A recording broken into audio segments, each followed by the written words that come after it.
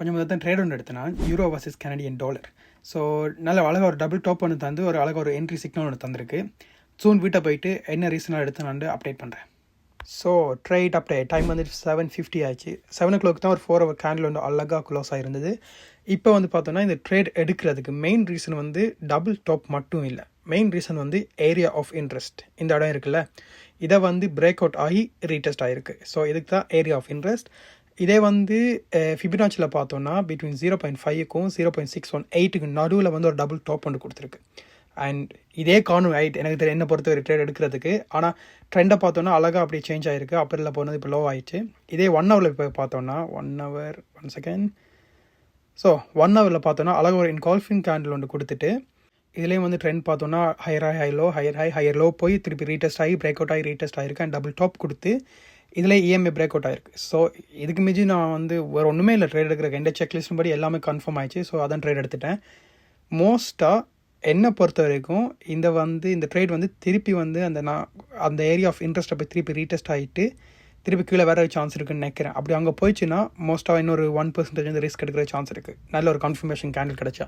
Let's see. So trade update இப்போ வந்து next day வந்து 2:38 ஆயிடுச்சு. நேற்று சொல்லியிருந்தேன் தெரியுமா, இப்படி மேலே போயிட்டு அந்த ஏரியாவை ரீடெஸ்ட் பண்ணினா இன்னொரு 1% வந்து ரிஸ்க் பண்ண வேண்டிய. அது மேலே போகவே இல்லை, டேரெக்டாக கீழே வந்துருச்சு. ஸோ வந்தது நல்லா தான், இல்லைன்னு இல்லை. ஸோ மேலே போகலை, ட்ரேடும் எடுக்கலை, அவ்வளோதான், ஈஸி. இப்போ வந்து புதுசாக 15 minutes அதை பார்த்தோன்னா ஒரு ஏரியா ஆஃப் இன்ட்ரெஸ்ட் வந்து க்ரியேட் ஆகிருக்கு. ஸோ என்னை பொறுத்தவரையும் அந்த ஏரியா ஆஃப் இன்ட்ரெஸ்ட்டை போய் ரீடெஸ்ட் பண்ணிவிட்டு திருப்பி கீழே வரும் தான் நினைக்கிறேன். பார்ப்போம். பட் வந்து இப்போ வால்யூம் வந்து அவ்வளோதுக்கு இல்லை. பிகாஸ் இப்போ தான் 8th January, கிறிஸ்மஸ் நியூ இயர்லாம் இப்போ தான் முடிஞ்சிருக்கு. இன்னும் பிக் ட்ரேடர்ஸ் இன்னும் ஒரு தினமே உள்ளுக்க வரல. ஐ திங்க் வந்து இன்றைக்கு நைட்டு இல்லாட்டி நாளைக்கு லண்டன் செஷனில் வந்து இந்த ட்ரேட் வந்து அப்படி கீழே வர்றதுக்கு சான்ஸ் இருக்குது. பார்ப்போம், லெட்ஸ் see.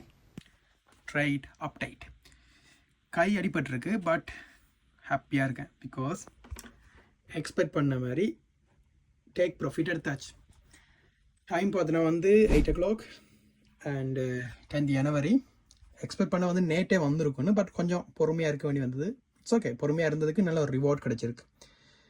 நேற்று முந்தினாத்து சொல்லியிருந்தேன் இந்த ஏரியா ஆஃப் இன்ட்ரெஸ்ட்டை போய் ரீடெஸ்ட் பண்ணிட்டு வரணும். எக்ஸாக்டாக சொன்ன மாதிரி ரீடெஸ்ட் பண்ணிட்டு வந்திருக்கு.